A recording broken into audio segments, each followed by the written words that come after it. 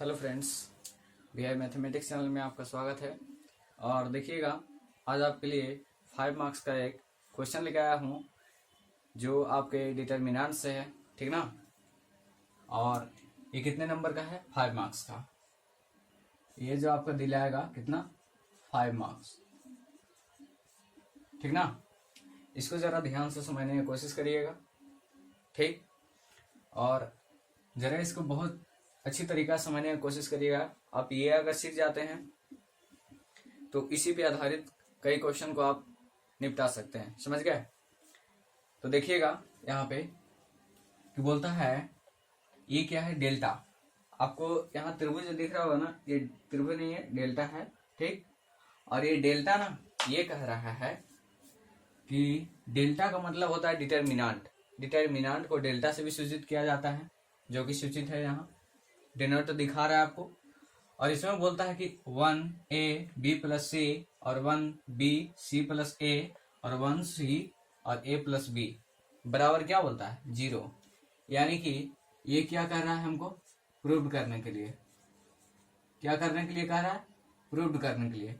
तो आइए हम इसको प्रूव करके दिखाते हैं कि ये 0 आता है प्रूव करने के बाद, या तो फिर और कुछ आता है, ठीक ना। तो देख लेते हैं। तो ये मेरा पूरा का पूरा क्या हो गया? LHS, जो ये पूरा देख रहे हैं, और ये मेरा RHS। LHS में शुरू करेंगे, यहां से लिखेंगे LHS, यानी कि LHS बराबर, यहां से शुरू करते हैं। तो देखेंगे क्या कि सबसे पहली बात ना, कि इसमें एक ऐसा तरीका मुझे लगाना है कि जिससे कि या तो दो कॉलम बराबर हो जाए, या तो कोई रो मेरा या तो कोई रो कॉलम मेरा क्या हो जाए? शून्य हो जाए, समझ गए। तो ये 0 हो सकता है, ऐसा नहीं होगा। तो यहाँ पे देखिए कैसे करना है।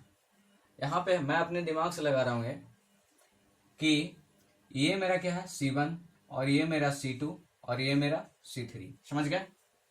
यानी कि ये जो कॉलम हुआ C1 हुआ, और ये जो हुआ C2 हुआ, और ये जो हुआ C3 हुआ, समझ गया ना। C1 C2 C3, यानी कि कॉलम मेरे कितना है? C1 C2 C3 है, 3 कॉलम है। और आपके रो भी हैं, जो 1 रो 2 रो और 3 रो, यानी कि 3 रो हैं। यानी कि पंक्ति भी मेरा 3 है और स्तंभ भी मेरा 3 है, कहने का मतलब है।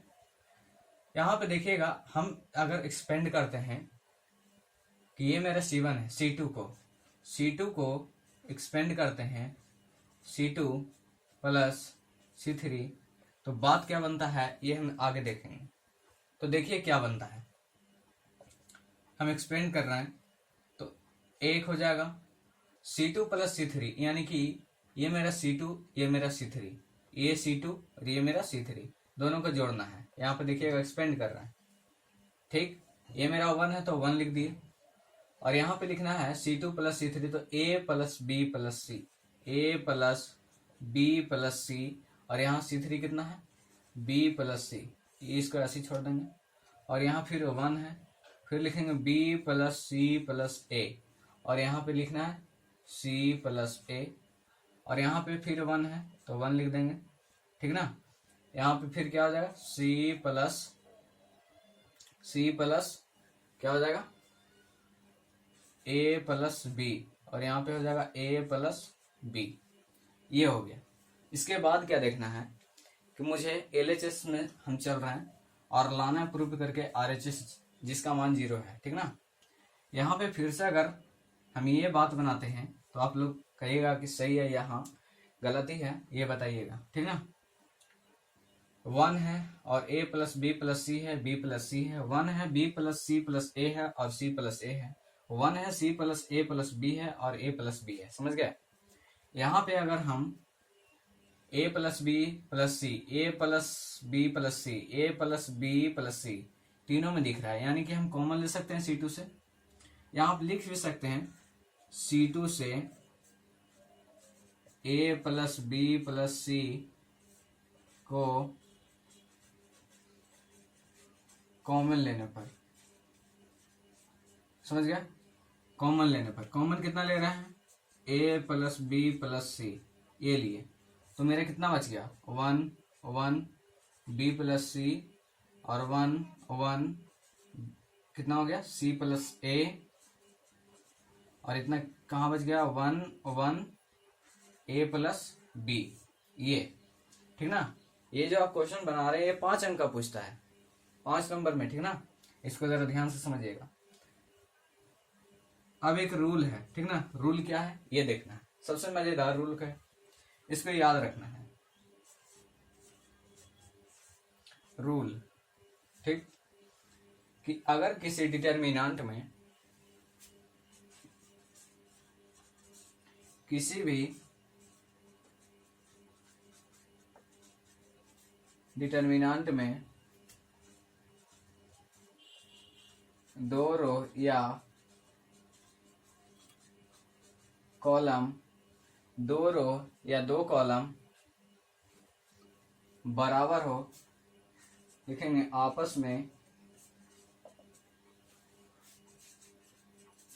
बराबर हो, तो उसका मान शून्य होता है।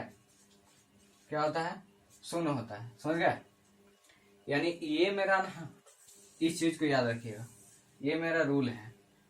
रूल क्या है देखिएगा, किसी भी डिटर्मिनेंट में, यानी कि ये मेरा डिटर्मिनेंट है, 2 रो या 2 कॉलम आपस में बराबर हो तो उसका मान 0 होता है।